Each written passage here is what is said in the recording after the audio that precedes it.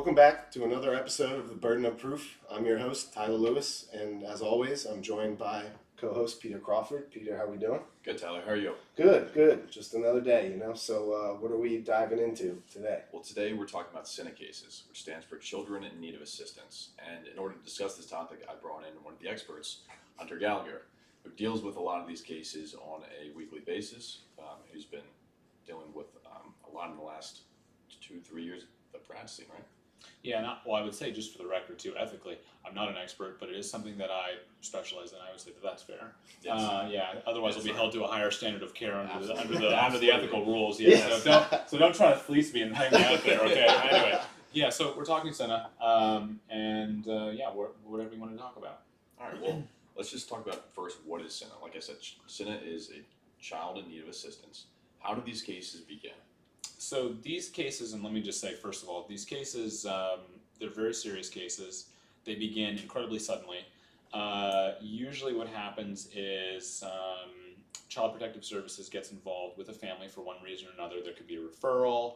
A child could have gone to an emergency room visit. The parents could have taken a child there for a checkup or for something that they weren't sure what was wrong, or maybe the child had an accident. So the child will come to the attention of Child Protective Services for one reason or another, because again, parents will take children when they're being responsive or helpful to the children's needs, or because somebody reports either the family or something that they suspect might be abuse or something that's concerning. And so mandatory reporters are what?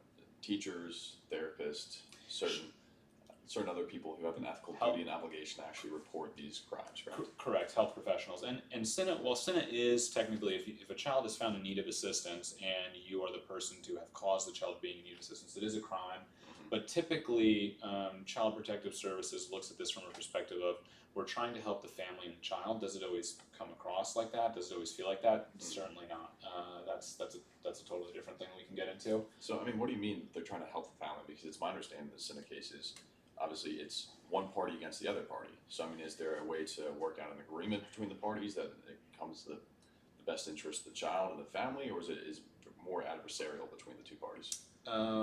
It really depends on what the client's goal is. So, for private practice, for us, generally we represent parents. Okay, ethically speaking, each parent gets their own attorney. All right, if they can't afford an attorney because this is so important, it deals with custody of their children and underlying events that often are criminal. Okay, for example, child abuse, child neglect. You in some cases want to work with Child Protective Services. In other cases, they are telling a story that the parent or the client thinks is untrue, thinks was poorly reported, thought that was arose from what they perceive as, and sometimes what may be, an incorrect medical diagnosis, and that gets this whole process started. So somebody reports something, and then there's a petition file. Yep. And then a safety plan is put in place. So the safety plan, yes and no. A safety plan is a tool that Child Protective Services uses, and you have to understand that when you're dealing with Child Protective Services, there's the stuff that happens outside of court, and then there's the stuff that happens in court. And there are an entire range of responses that Child Protective Services can do with a family that simply stay at the level of, hey, we saw something concerning, we'd like to enter into an informal agreement, us the social workers and you the parents, guardians, okay, with respect to how we want you to supervise, take care of your child. I mean, it might range from something like, you won't let your child's other parent around the children unsupervised, right? Or you won't use physical discipline with the children, or you agree that the child is going to show up to these following appointments, all right? And they'll come to that understanding, and if everybody can get along, then they might enter into a long-term relationship with CPS that's informal, that stays out of court, where CPS envisions themselves, again, whether that's in fact what they're doing or not is a different discussion, but envision themselves as providing additional services. And let me just talk about what the definition of CINA actually is. So it does stand for Child in Need of Assistance, but I want to do that just to frame it, because it'll help me discuss how these cases unfold and what it means. So Sure. in order for a child in need of assistance case to be ultimately successful, and I'll talk about the procedure generally because I think that's helpful, and then we can launch into some of the other stuff and guide me around. But Yeah. what I like to tell my people when they're coming in there and saying, well, I have this thing called CINA, child in need of assistance, what in the world is going on? I tell them a couple things. I mean, one, it means that there's a really intense court process that's starting. It means that CPS believes that the children are in danger, or that the children need a lot of extra help that you're not able to provide them for sometimes no fault of your own, okay?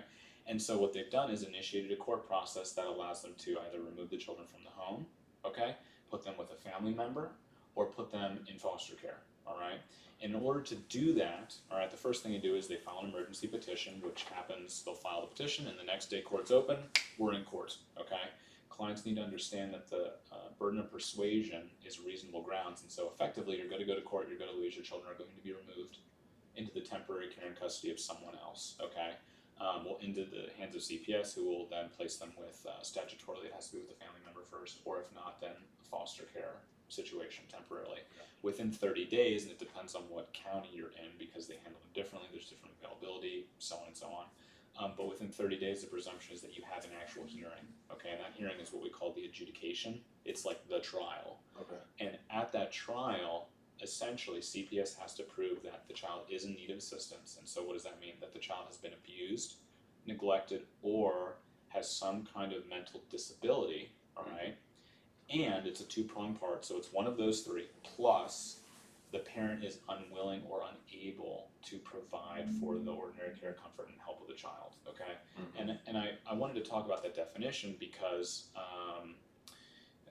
there are cases in which children are born to parents who love their children immensely, but those children might have a mental disability, and the parents, for example, for economic reasons, for the fact that maybe they have other children, right? That they can't provide for the care of the children. And so, in other words, you can go through this CINA process where it really is you need help, let us help you, right? Your kid is hard to handle for one reason or another, and it's not your fault, but we want to provide services for you, and in that sense, it can be really non-combative. In other instances, I mean, theoretically, take a hypothetical where a doctor misdiagnoses a bone break in a child and says it's definitely abuse, or a social worker says it's definitely abuse, or a nurse says definitely abuse, and another doctor may not think so. And so they take that story, they run with it, and now you're in an adversarial process where you go, hypothetically, my kid fell off the slide, twisted his leg in a weird way, and it resulted in a spiral fracture, which is a telltale sign typically of abuse, but also can result from the way in which his ankle got caught when he fell off the slide, right? Mm-hmm. And so now you're in a situation where all of your kids are getting pulled from your home, Mm-hmm. right? And you didn't do anything wrong, and it was an accident, but CPS doesn't think so, and So- that totally changes the flavor. So it's a lot of it comes down to a lot of he said, she said, and then you kind of having to prove that. I mean, sometimes, and obviously, Yeah. just for the record too, I'm only using hypotheticals. Mhm. Obviously, I can't talk about anything that relates to any of my clients at all in some cases, and you wouldn't be able to find out about it. So these are hypotheticals, and they in no way represent real people. Okay, Mhm. just so I'm clear about that. It depends on what kind of case you're dealing with, but usually because you're dealing with neglect and abuse, or mental health issues, you pretty much always have expert witnesses. You have to have medical evaluations. You have to have psychological evaluations. You have people who are, frankly, social workers under Maryland law are actually qualified to depending on their certification, they're qualified to diagnose mental health issues. Okay, so it's not so much I heard this or I thought this. The social workers will hear and say and think things, Mm-hmm. but ultimately there is always always, can I say that?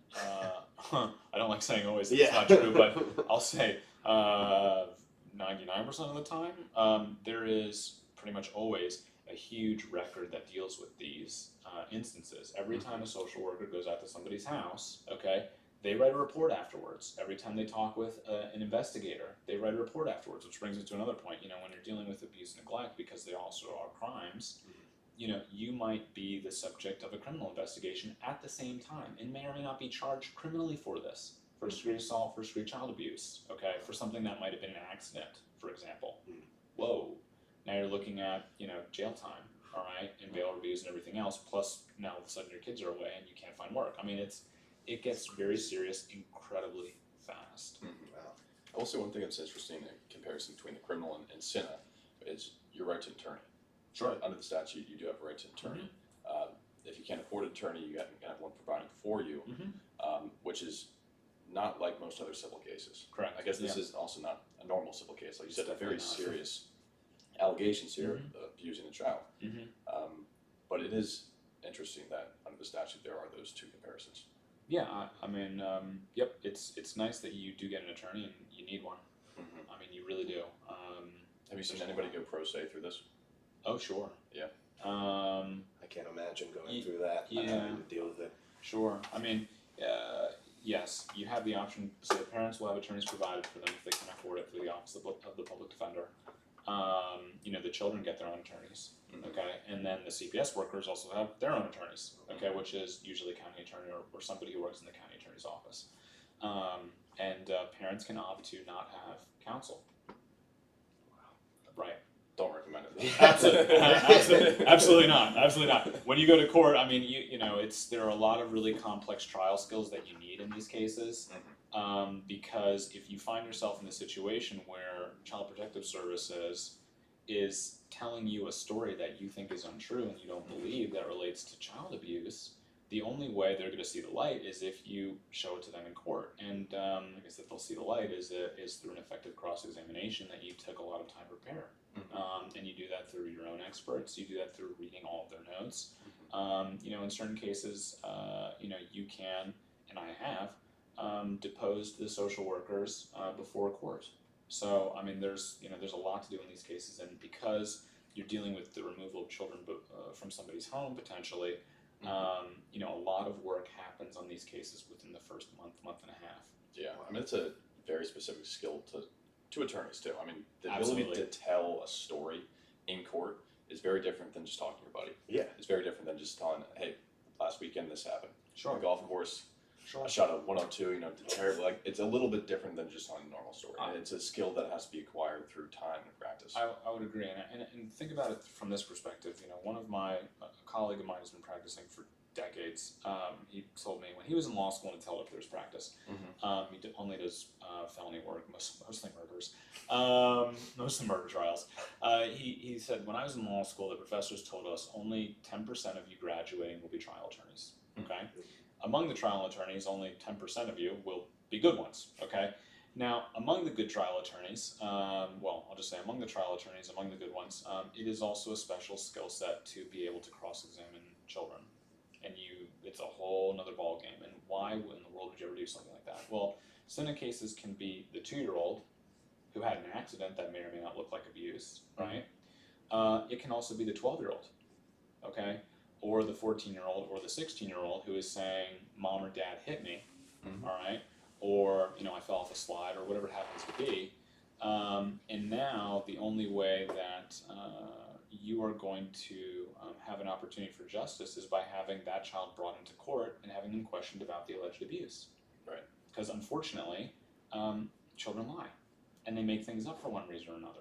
And that's a lot of pressure for a kid that's 10 or 12 and going through this. Sure. And I mean, are there, if they aren't capable of kind of speaking for themselves on the stand, are there people that speak on their behalf, or No, how I does mean, that kind of work? so this in this particular setting, in certain cases, you want to call the child to the stand. If I represent a parent and the child, for one reason or another, says, I don't want to be in your household anymore. I like it down the street. I'd rather be in foster care for whatever reason or another. And you would say, why in the world would any child ever think something like that when you have loving parents, right? But there are circumstances in which that happens. Absolutely. And you know, the child will be called to the stand, and I will spend the better part of a day or more, I'll call it talking to the child, but cross-examining that child relative to the story. Because ultimately, if the child is the chief witness to the abuse, and that child's story doesn't make sense after you're able to present a whole bunch of other, I'll just call it the fuller picture, then you win the day based on that. And you do the same thing with the social work. So It's something you got to think out too. I mean, cross-examining a child is a lot different than cross-examining somebody else. sure, Just the way you do it, sure, the questions you ask, whether or not you show anger, whether or not you just are understanding, whether or not you back them in the corner, whether Sure. you lead them down this path in order to get to this path, Sure. whatever it is, it has to be Sure. well thought out, and it is much, much different than I will say from cross-examining an adult. Sure, absolutely. Depends on the child, the age of the child, what you want to elicit from the child, your relationship, how the child responds to you. Somebody who's skilled in court adopts different personalities depending on the need. And that depends on your witness and what you want to elicit from them also. I know I've seen defense attorneys be prosecutor's witness best friend for a few minutes. Sure. And then, they turn on like that. And they get the information that they want or they need, and then they use that in order to craft their story in their case. Interesting. So let's kind of dive back into the process a little bit. I think Sure. you touched on the adjudicatory hearing. They call it the adjudication. Adjudication Yeah, hearing, adjudication, yes. yeah. So then kind of walk us through what kind of happens there and what happens next. So, if you go by way of adjudication, and usually when somebody calls me, right, it's because that's the way we're going. It's because CPS is doing something and I really have a problem with it, right? Please leave me alone, okay? Please get out of my family. What happens, so you have the adjudication, and the judge then is going to decide whether or not the allegations Child Protective Services made will be sustained or not, which is a fancy way of saying, me as the judge, Child Protective Services said that the kid is this many years old and has this parents, and as a judge I'm going to sustain those. So I found, based on the testimony, right, that this is the child of first parent 1 and parent 2, and they'll go down the entire list that also involves their story of abuse, neglect, or mental disability. And then the judge will say I sustain or I don't sustain, meaning I'm making a determination of fact, and then the judge will say, okay, I determine now that the child is in fact in need of assistance, so those two things, going back to the beginning, right, abused, neglected, mental disability, delay, and the other thing, the parent can't help. And so sometimes the story you want to talk about is the child has these issues, right, for no fault of anybody, but look how responsive and amazing these parents are, right? CPS might disagree with how they're raising them, but what they're doing is totally appropriate, or they're totally allowed to do it, right? Whatever. Anyway, so that's why we have this process, to provide a different perspective. Of course. And obviously, CPS doesn't get it right all the time. Workers don't get it right all the time.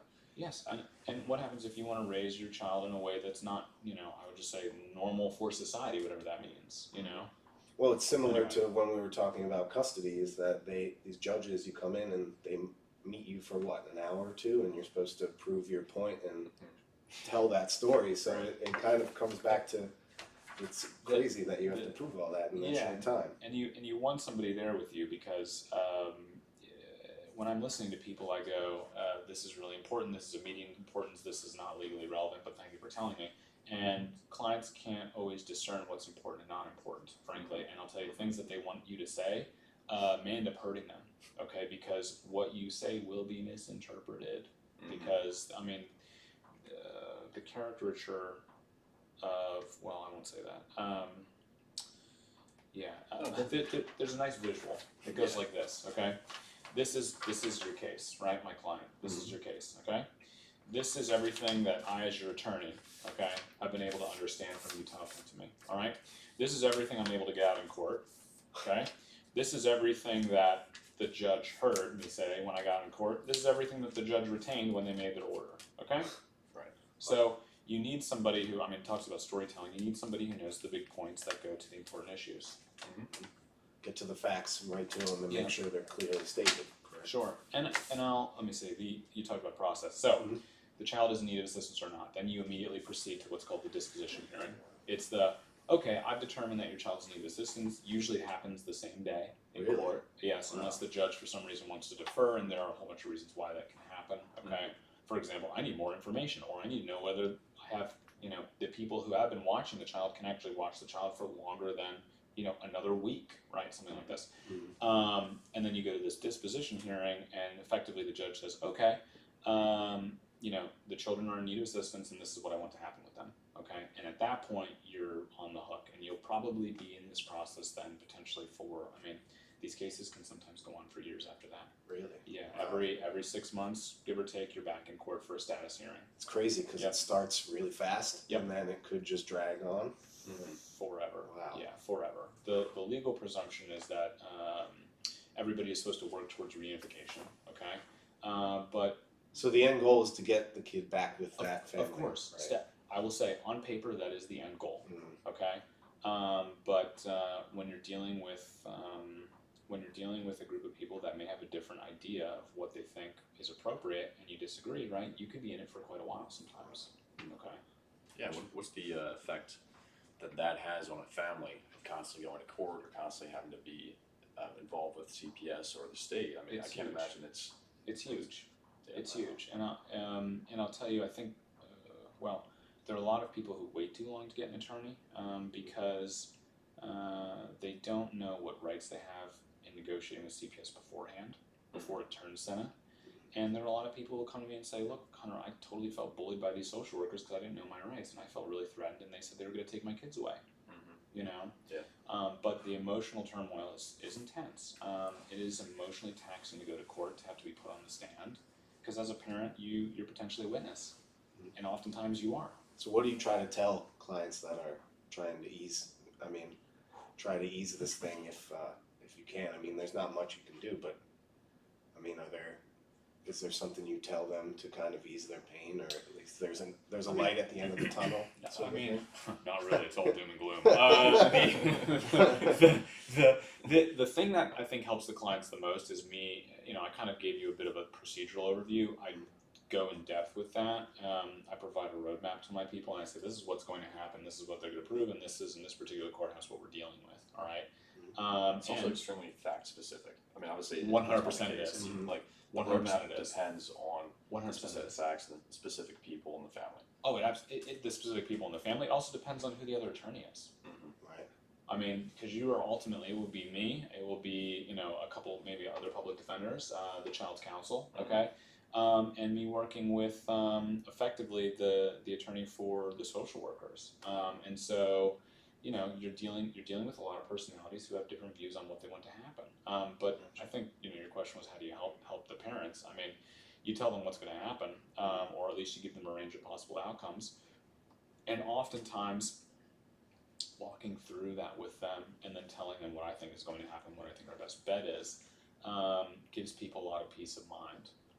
Effectively, just, I mean, I look at them and I say, this isn't my first rodeo. We're going to the shelter tomorrow morning, you're going to lose. All right? I'm going to put up a fight, you're going to lose. All right?